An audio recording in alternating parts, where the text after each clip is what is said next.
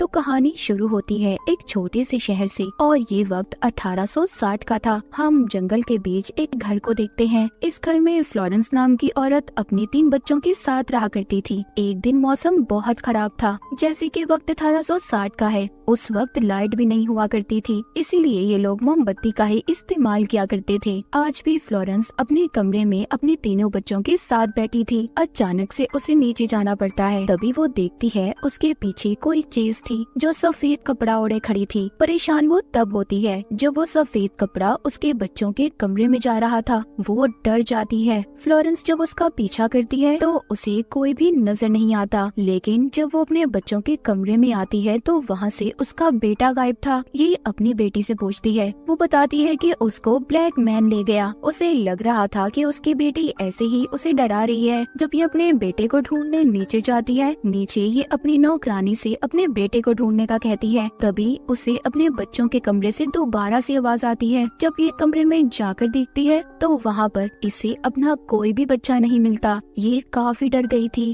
और पागलों की तरह अपने बच्चों को यहाँ वहाँ ढूंढने लगती है। उसकी नौकरानी उसके पास आती है और बताती है कि उसे उसके बच्चे कहीं पर भी नहीं मिले। तभी फ्लोरेंस को अपने पीछे सफेद कपड़ा नजर आता है। जो भी उस कपड़े के पीछे था वो काफी डरावनी हंसी हंस रहा था। फ्लोरेंस को ऐसा लग रहा था कि ये उसका बेटा होगा जो उसके साथ मजाक कर रहा है, लेकिन जब ये कपड़ा हटाती है तो उधर कोई भी नहीं था। कहानी यहाँ से 3 महीने आगे जाती है। हम एक लेडी को देखते हैं जो पैरानॉर्मल इन्वेस्टिगेटर थी। भूत प्रेत आत्माओं के बारे में काफी अच्छे से जानती थी और उनसे बात भी कर सकती थी। वो एक आदमी की मदद कर रही थी। उस आदमी का बेटा भी गायब हो गया था। तभी वहाँ पर फ्लोरेंस आती है। वो उस लेडी से मदद मांगती है, पर वो मदद करने से उसे मना कर देती है। फ्लोरेंस ये सुनकर काफी दुखी हो गई थी क्योंकि उसके बच्चे अभी तक नहीं मिले थे। हम वहाँ पर एक और लेडी को देखते हैं जिसका नाम कैली था। वो भी एक पैरानॉर्मल इन्वेस्टिगेटर थी, पर उसके तरीके कुछ अलग थे। वो फ्लोरेंस से पूछती है कि वो क्यों आई है, तो वो बताती है कि 3 महीने पहले मेरे बच्चे गायब हो गए थे और अब मुझे लगता है कि मेरे घर में कोई साया किसी आदमी की आत्मा है और उसका नाम नर्सरी मैन बताती है। वो बताती है कि मेरे बच्चे उस साय को किसी नाम से बुलाते थे। जब उन्होंने मुझे बताया तो मैंने अपने बच्चों की बातों पर यकीन नहीं किया, मगर अब मुझे यकीन हो चुका है कि वो आत्मा मेरे बच्चों को अपने साथ लेकर गई है। न जाने मुझे क्यों ऐसा लगता है मेरे बच्चे अभी भी जिंदा हैं, क्योंकि एक अजीब डरावनी हंसी के साथ साथ मुझे मेरे बच्चों की हंसी भी सुनाई देती है और मुझे अपनी छोटी बेटी के रोने की आवाज भी। ये सुनकर कैली उसकी मदद करने के लिए तैयार हो गई थी। अगले दिन ये उसके घर जाती है। फ्लोरेंस ने अपने घर के सारे शीशे कपड़े से ढके हुए थे क्योंकि वो आत्मा उसे शीशे में नजर आती थी। कैली वहाँ से जब एक शीशे से कपड़ा हटाकर देखती है तो उसे कुछ भी नजर नहीं आता। यहाँ पर हमें पता चलता है कि ये घर फ्लोरेंस के हस्बैंड का खानदानी घर था और कुछ सालों पहले इसके हस्बैंड की भी मौत हो गई थी। कैली उससे पूछती है कि तुम्हें अपने बच्चों की आवाज कहाँ पर सबसे ज्यादा सुनाई देती है। वो उसको बच्चों के कमरे के बारे में बताती है। कैली यहाँ पर अपने डॉसिंग रॉड निकालती है। ये वो रॉड थे जिनकी मदद से आत्माओं से बात कर सकते थे। कैली जब बच्चों के कमरे में आती है तो उसे महसूस होता है जैसे उसे किसी ने थप्पड़ मारा हो। कैली फ्लोरेंस के बच्चों से कहती है, क्या तुम लोग इधर हो? अगर हो तो तुम मुझे अपने होने का एहसास दिलाओ। तभी वहाँ पर ABC वाले ब्लॉक्स आकर नीचे गिरते हैं। वो लफ्ज बना रहे थे, हियर, यानी कि हम यहाँ पर हैं। तभी उसके हाथ में जो रॉड थे वो गर्म हो जाते हैं, जिससे उसके हाथ जल गए थे। इसके बाद हम कैली के घर को देखते हैं। वहाँ पर उसका बेटा भी था। वो अपने बेटे को फ्लोरेंस के बारे में बताती है कि उसे मेरी मदद की जरूरत है और अपने बेटे से कुछ किताबें भी लाने का कहती है। उसका बेटा कैली को फ्लोरेंस का खत देता है जिसमें फ्लोरेंस ने लिखा था अब वो अपने घर में नहीं रहना चाहती और उस घर में रहकर इसे अपने बच्चों की याद भी आती है और जो कुछ भी उसके घर में कैली के साथ हुआ वो उसे भी यही कह रही थी कि इस केस से दूर रहो। लेकिन कैली ने इस बात को ठान लिया था कि वो इस केस को हल जरूर करेगी। वो 1 हफ्ते बाद उसी घर में शिफ्ट हो जाती है और फिर वो घर के सभी शीशों पर से कपड़ा हटा देती है। अब वो शीशे के सामने खड़े होकर बगैर आंखें झपके देखने लगती है। यहीं पर कैली पहले तो बच्चों के कमरे के बाहर होली पाउडर डाल देती है जिससे कोई भी आत्मा अगर इस कमरे में होगी वो बाहर नहीं जा पाएगी। इसके साथ साथ वो 3-4 घंटियां भी लगा देती है। अब वो उस शीशे वाले तरीके को पूरा करने के लिए एक किताब पढ़ती है ताकि वो दूसरी दुनिया में झांक पाए। लेकिन तभी शीशे में उसे कोई कुर्सी पर बैठा दिखाई दे रहा था। यहीं पर वो फ्लोरेंस की बेटी को भी महसूस करती है, जो घूमकर दोबारा से अपने कमरे में आ गई थी। यहाँ पर नर्सरी मैन की आत्मा भी कैली को बार बार डराने की कोशिश कर रही थी, तो उसको नर्सरी मैन की आत्मा दोबारा डराती है। कैली उसे कहती है कि तुम मुझे नहीं डरा सकते और ना ही मेरा कुछ बिगाड़ सकते हो। जब ये सोने जाती है तो तभी आधी रात को उसको बच्चों के कमरे से किसी के रोने की आवाज आ रही थी। वहाँ पर जब ये जाकर देखती है तो उधर एक ड्राउनी गुड़िया पड़ी थी।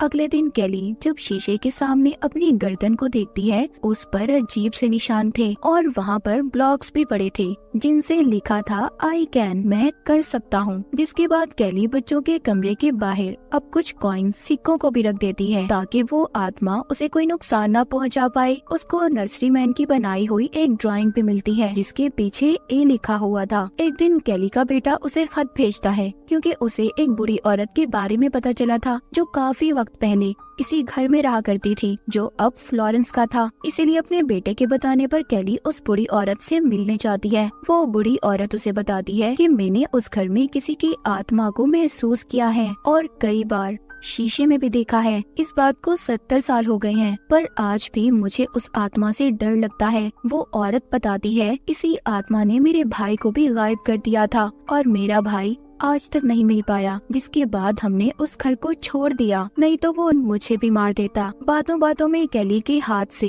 नर्सरी मैन की ड्राइंग गिर जाती है जिसे उस बुरी औरत ने पहचान लिया था, क्योंकि इस ड्राइंग को उस औरत के भाई ने ही बनाया था जो गायब हो गया था। वो बताती है कि मेरे भाई ने जब सबको इस बारे में बताना चाहा तो किसी ने भी उसका यकीन नहीं किया। कैली उस बुरी औरत से पूछती है क्या इस आत्मा को रोकने का कोई रास्ता नहीं है। बुरी औरत कहती है नहीं, 7 साल पहले भी मेरे पास एक आदमी आया था जो उसी घर में रहता था और उसके बच्चे भी गायब हो गए थे। वो भी मेरे पास मदद मांगने आया था। और यहाँ पर हमें पता चलता है बुरी औरत जिस आदमी के बारे में बात कर रही थी वो कोई और नहीं बल्कि फ्लोरेंस का हस्बैंड था। फ्लोरेंस के बच्चे तो 3 महीने पहले गायब हुए थे, तो उसका हस्बैंड 7 साल पहले अपने बच्चों के लिए इस औरत के पास क्यों आया था, ये हमें आगे जाकर पता चलेगा। जाते जाते कैली को बुरी औरत एक हैरान कर देने वाली बात बताती है कि उस आत्मा ने मुझे निशान दिया था, जिसके बाद वो हर उस इंसान को मार देती है जिसे निशान देती है, पर मैंने उस घर को छोड़ दिया, तभी मैं जिंदा हूँ। जब कैली उसे अपना निशान दिखाती है तो वो बुरी औरत कहती है तुम्हें जल्द ही उस घर को छोड़ना होगा,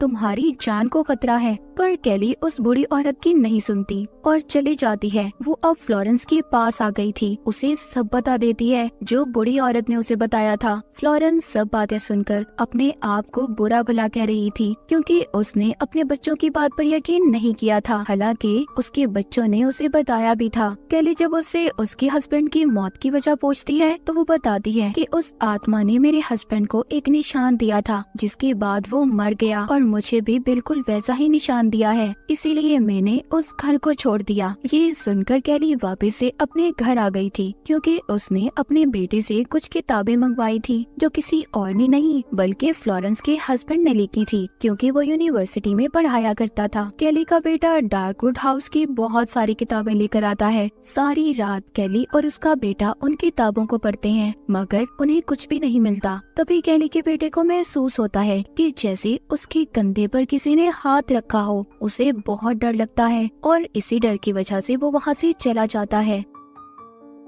असल सच्चाई कैली को तब पता चलती है जब वो वहाँ पर फ्लोरेंस के हस्बैंड की लिखी हुई किताब पढ़ती है। फ्लोरेंस का हस्बैंड बचपन से ही उसी घर में रहा करता था। वो आत्मा उसको बचपन में भी डराया करती थी, मगर जब वो बड़ा हुआ और उसकी शादी हुई तो वो आत्मा यानी कि जिसको नर्सरी मैन भी कहते थे, उसने उसके बच्चों को गायब कर दिया। फ्लोरेंस के हस्बैंड ने फिर दूसरी शादी की जिससे उसके पास 2 बच्चे थे। इस बार फ्लोरेंस का हस्बैंड उस आत्मा का सामना करने के लिए तैयार था, मगर इस बार भी उसके बच्चे गायब हो गए। फिर उसने फ्लोरेंस से शादी की यानी कि फ्लोरेंस उसकी तीसरी बीवी थी। इस बार भी वो उस आत्मा का मुकाबला करने के लिए तैयार था, मगर इससे पहले वो खुद ही मर गया और फिर फ्लोरेंस के बच्चे गायब हो गए। कैली ये सब जानने के बाद बच्चों के कमरे में जाती है जहाँ पर वो नर्सरी मैन की आत्मा आकर उसे दोबारा से डरा रही थी। जब ये सब बातें जाकर कैली फ्लोरेंस को बताती है तो वो बहुत रोती है और काबू में भी नहीं रहती। इस वजह से कैली उसे हॉस्पिटल में दाखिल करवा देती है।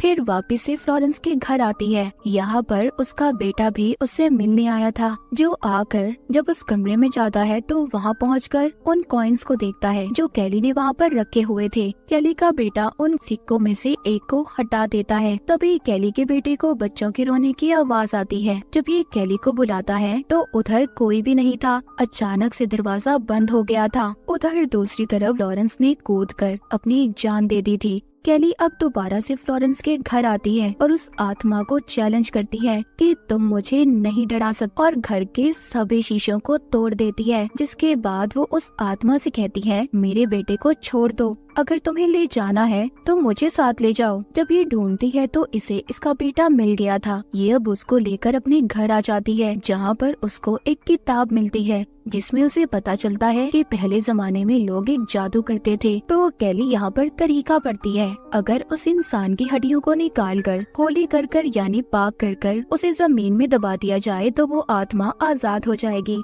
ये जानने के बाद कैली अब दोबारा से फ्लोरेंस के घर में जाती है। कैली को ढूंढने पर वो निशान मिल गया था। उसको उस कमरे में से खोपड़ी मिलती है जिसको ये दफनाने के लिए अपने बेटे को दे देती है। मगर जैसे ही ये वहाँ से जाने लगती है, वहाँ पर कोई आत्मा आकर कैली को बेहोश कर देती है। फ्लोरेंस के घर में आग लग गई थी, मगर कैली का बेटा उस खोपड़ी को बाहर ले जाकर मिट्टी में दफना देता है। जिसके बाद कैली के पास हम एक आदमी को देखते हैं जो उसको हाथ देकर उठा रहा था। बाहर कैली का बेटा अपनी मॉम को देख रहा था जो उसे अपनी तरफ आने का कह रही थी। जब ये अपनी मॉम कैली का पीछा करता है तो इसे वहाँ पर कैली की लाश मिलती है। जी हाँ, कैली मर चुकी थी और उसका बेटा उसे उठाकर रोते रोते अपने साथ ले जाता है। यहाँ पर जिसने भी उस आत्मा का सामना करना चाहा वो अपनी जान से गया, मगर उसने मरते मरते उस आत्मा को हमेशा के लिए खत्म कर दिया था। लेकिन बदले में उसने अपनी जान गंवा दी। और जिस आदमी को हमने देखा था जिसने कैली को हाथ दिया था, उसके हस्बैंड की आत्मा थी जो कैली को अपने साथ लेने आई थी। और इसी के साथ ये कहानी यहीं पर खत्म हो जाती है।